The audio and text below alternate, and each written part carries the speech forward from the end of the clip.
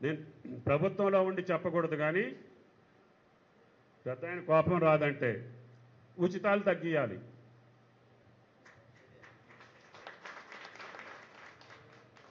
ఆ ఉచితం ఎవరికి ఉండాలంటే అర్హుడికి ఉండాలి, అర్హుడికి ఉండాలి, నిరుపేదకు ఉండాలి.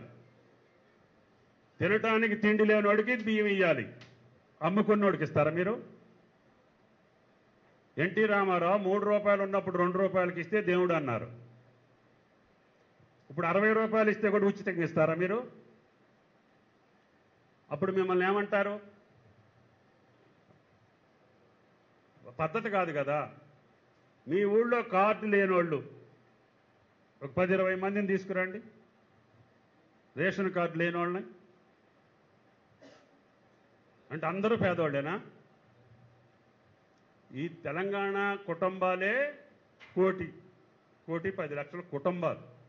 మీ కార్డులు వచ్చి 1,25,00,000. అంటే పక్క రాష్ట్రాల్లో కూడా ఉన్నాయి ఇక్కడ కార్డులు, రేషన్ కార్డు లేని వాళ్ళని. అంటే అందరూ పేదోళ్ళేనా? ఈ తెలంగాణ కుటుంబాలే కోటి 10 లక్షల కుటుంబాలు.